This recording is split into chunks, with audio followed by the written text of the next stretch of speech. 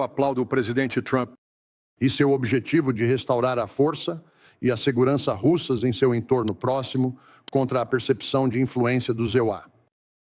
E a intromissão ocidental aumentou os riscos de uma escalada não intencional entre a Rússia e a OTAN. Você concorda com essa afirmação? E isso está na avaliação anual de ameaças, correto? Correto.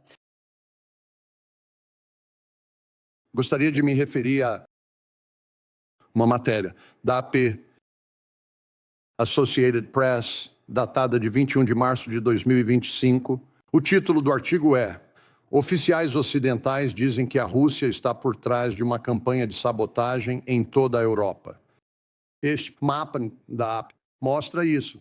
Senhor presidente, gostaria de pedir consentimento unânime para que isso seja incluído no registro. Sem objeção. O documento que a AP compilou, e presumo que seja através de fontes abertas, documentou 59 incidentes, incluindo ataques cibernéticos, disseminação de propaganda, conspiração para assassinatos ou cometendo atos de vandalismo, incêndio criminoso, sabotagem ou espionagem. Isso é consistente com seu entendimento e impressão de o que a Rússia está atualmente envolvida na Europa? Senador, eu não vi esse artigo específico, mas posso confirmar que avaliamos as tentativas da Rússia de conduzir tais atividades de sabotagem na Europa. Obrigado. Uma das coisas que mais me preocupam após algumas das discussões entre Rússia e Ucrânia e os Estados Unidos e nossos outros aliados. Obviamente, como eu disse, a paz entre a Ucrânia e a Rússia é o estado final desejável. Acho que você teria que ser louco para dizer o contrário. Mas também quero falar um pouco sobre as consequências inesperadas, ou talvez não intencionais, da insegurança europeia. Eu sei, o novo chanceler da Alemanha falou sobre a possibilidade de que a Alemanha possa compartilhar suas armas nucleares com a Ucrânia e sugeriu que o Reino Unido faria parte disso. Sei que a Polônia falou sobre adquirir armas nucleares e talvez outros países europeus para compensar o que eles veem como um recuo do guarda-chuva de proteção americano. General Kraus, qual seria o resultado de uma proliferação nuclear? Países armados com armas na Europa, se de fato isso ocorreria. Como resultado da nossa percepção da insegurança russa, europeia. Senador, obrigado pela pergunta. Uma das coisas em que a comunidade de inteligência trabalha muito é entender quem possui armas nucleares em todo o planeta. E como discutido nas declarações de abertura, tanto pelo presidente aqui quanto pelo diretor Gabbard, a proliferação e o aumento nos tipos e na letalidade das armas nucleares é uma das coisas que temos que monitorar e nós, como nação, teremos que enfrentar. Isso mudou dramaticamente nos últimos 5 anos e continuará a mudar nos próximos 5 anos. A adição de países adicionais que têm suas próprias políticas de dissuasão e atuarão em um diálogo nuclear ou a presença dessas armas, a segurança dessas armas, o movimento e a ameaça de uso dessas armas complicam o ambiente no qual todos nós operaremos. E isso complicará todas as decisões, futuros conflitos políticos que apoiamos, são decisões. Isso torna o mundo um lugar mais perigoso, não é? Senador, sim, é verdade. E apenas a título de história, a Ucrânia costumava ter o 3º maior arsenal de armas nucleares do planeta, mas como resultado de negociações entre a Rússia, a Ucrânia e o Reino Unido, o Memorando de Budapeste documentou um compromisso da Rússia e dos Estados Unidos de proteger a integridade territorial da Ucrânia, em troca de eles abrirem mão de suas armas nucleares. Eu resumi corretamente o conteúdo do Memorando de Budapeste de 1994? Sim, senador, você resumiu. E a Ucrânia voluntariamente abriu mão de suas armas pela proteção de outros. Muito obrigado. Senador Wyden. Obrigado, senhor presidente. E, obviamente, meus colegas e eu sentimos muito fortemente sobre a reunião de planejamento de guerra em telefones não classificados. Obviamente imprudente e obviamente perigoso.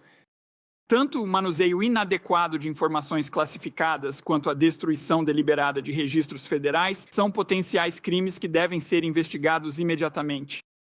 E quero deixar claro que estou da opinião de que deveria haver renúncias, começando pelo assessor de Segurança Nacional e o secretário de Defesa. Diretor Radcliffe e diretora Gabbard, vocês participaram de algum outro grupo de conversas com altos funcionários da administração Trump em que informações classificadas foram compartilhadas usando telefones que não estavam autorizados para tais informações? Pergunta para vocês dois. Senador, obrigado pela pergunta. Eu não participei. Sua pergunta foi, eu participei de algum outro grupo de conversas compartilhando informações classificadas? Para ser claro, eu não participei de qualquer sinal, mensagem em grupo que se relacione a qualquer informação classificada. Diretor Gabbard. Senador, eu tenho a mesma resposta. Eu não participei de nenhum chat de grupo no Signal ou qualquer outro chat em outro aplicativo que contivesse qualquer informação classificada. Sim, e eu apenas acho que é importante seguir adiante aqui. Vocês dois cooperariam com uma auditoria para confirmar que esse é o caso? Eu não tenho objeção. Senador, certamente. Cumprirei com qualquer acompanhamento que o Conselho de Segurança Nacional considerar apropriado. Mas, novamente, para ser claro, o uso de sinal mensagem e aplicativos de criptografia é permitido. E foi, neste caso, usado de forma permissível, pelo menos segundo o meu entendimento, e de maneira legal. A seriedade disso é tão clara. É por isso que quero fazer uma auditoria. E ambos me deram uma resposta indicando que estariam abertos a isso. E eu aprecio, diretor Patel. Você não estava neste grupo de chat específico, mas participou de algum chat em telefones não classificados com outros funcionários da administração relacionados à segurança nacional? E se sim, sobre quais outros tópicos? Obrigado. Obrigado pela sua pergunta, senador. E não que eu me lembre. Ok. A pergunta que tenho para você, diretor Gabbard, envolve essa questão de Elon. Musk não iria ver os planos de guerra da China do exército porque ele disse que, citação, tem negócios na China. E ele estaria suscetível, talvez, a isso. Esse foi o comentário dele. Então, como DNI, você é responsável pelas políticas de autorização de segurança em todo o governo. Sob sua supervisão, como você pretende cumprir essa obrigação?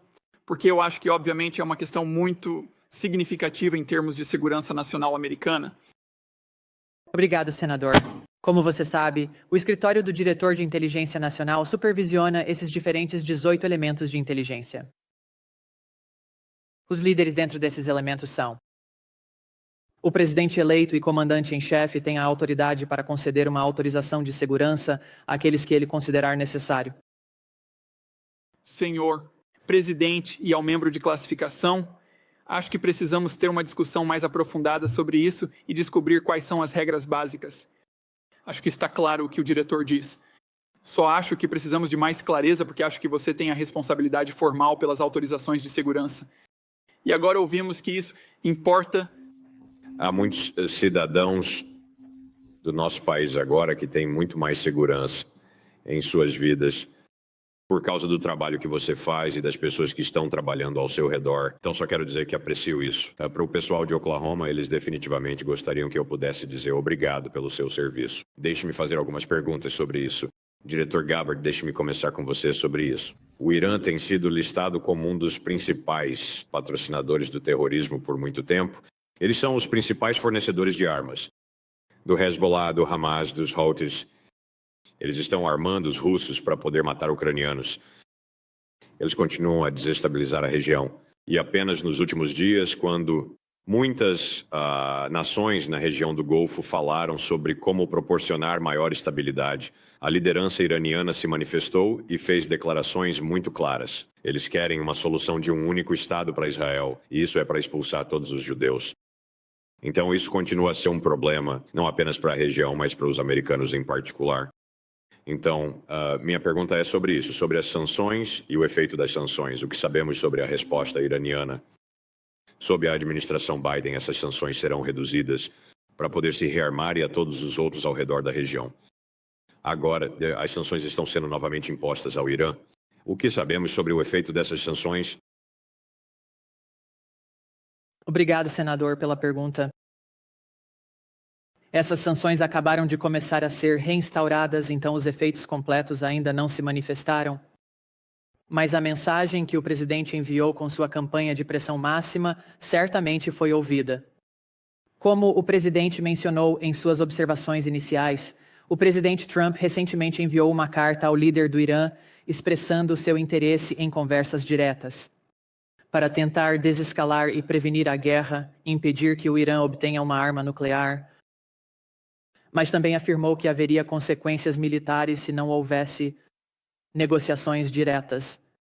Então, o presidente Trump continua a realizar sua visão e missão de paz através da força, agindo no melhor interesse do povo americano. Veremos quais escolhas serão feitas a partir daqui. Obrigado. Diretor Patel, durante a última administração a política de fronteira muito aberta que eles tinham, tivemos alguns anos, incluindo 2022 e 2023.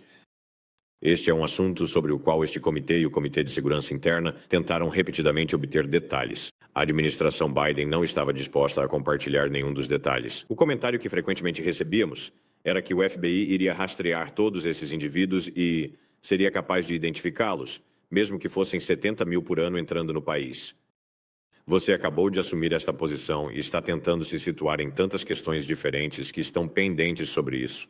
Eu levantei para você a questão dos indivíduos que atualmente estão ilegalmente presentes no país, passando por um processo, mas ao qual são listados como estrangeiros de interesse especial pela definição da administração.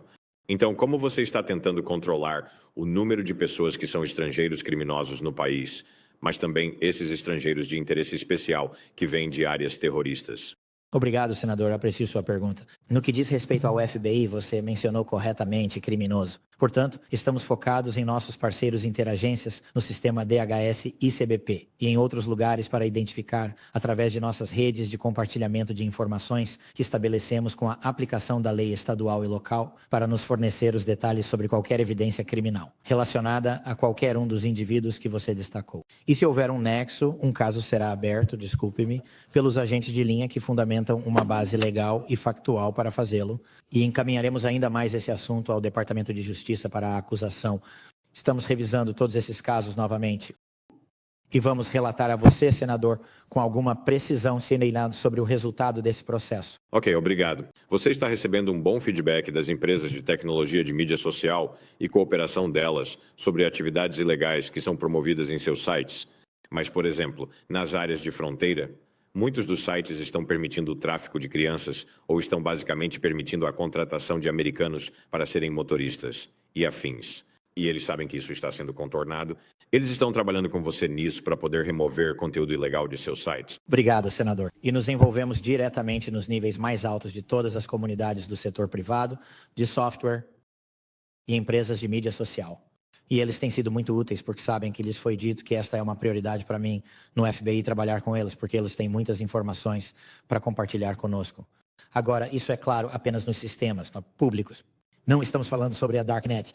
Obrigado, senhor presidente. Senador Heinrich. Obrigado. Presidente, diretor Ratcliffe, eu quero começar com você. Quem determinou que o conteúdo desta discussão no Signal não era classificado? Senador. Não havia nenhum agente classificado mencionado como parte desta história. Normalmente isso seria informação classificada. Então acho que o que estou perguntando é: você apenas determinou que não era classificado ou houve alguma desclassificação depois do fato? Então, para ficar claro, para que todos entendam o processo, como falamos, sinal é um uso permitido. Eu entendo isso. A CIA foi aprovada pela CIA, pela Casa Branca para altos funcionários. E apropriado para muitas conversas. E recomendado pela CISA para altos funcionários que seriam alvos de adversários estrangeiros, para usar aplicativos criptografados de ponta a ponta sempre que possível, como o Signal. neste caso, no que o Conselheiro de Segurança Nacional fez, foi solicitar, através de uma mensagem de sinal, que houvesse coordenação. Então, você mencionou o nome de um agente da CIA, oficial ativo, correto? Eu não mencionei o nome. Você não mencionou o nome, existência disso. E no artigo a implicação era que de alguma forma isso era impróprio. Esse não foi o caso. Então, um oficial da CIA não estava operando disfarçado. Então, o pedido de coordenação era para que um membro da equipe coordenasse no nível superior. Então, eu comuniquei o nome de um oficial da CIA, não operando disfarçado, completamente apropriado, que coordena abertamente e rotineiramente com a Casa Branca como membro da minha equipe. Então, a insinuação de que havia algo inapropriado estava claramente incorreta. Ocorreu-lhe que, dada a natureza sensível desta discussão, isso poderia simplesmente ser transferido para o nível superior? Então, isso foi claramente, senador. Eu acho que a intenção era que isso foi inicialmente configurado pelo Conselheiro de Segurança Nacional, com a instrução de enviar um ponto de contato. E então você será fornecido com informações adicionais no nível superior para comunicação de alto nível. Então, eu acho que claramente isso reflete que o Conselheiro de Segurança Nacional pretendia que isso fosse como deveria ter sido, um mecanismo para coordenação entre oficiais de alto nível, mas não um substituto para o uso de comunicações de alto nível ou classificadas para qualquer coisa que fosse classificada. E eu acho que isso é exatamente o que aconteceu. Então, estou curioso. Essa conversa em algum momento incluiu informações sobre armas, pacotes, alvos ou cronograma? Não que eu saiba.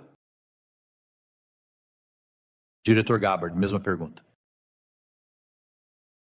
Mesma resposta, e deixo essa questão para o Departamento de Defesa. Bem, essas são duas respostas diferentes, mas você está dizendo que isso não fazia parte da conversa. Isso é o que eu sei. Questões operacionais precisas não faziam parte desta conversa. Correto. Quero perguntar a você, diretor Gabbard,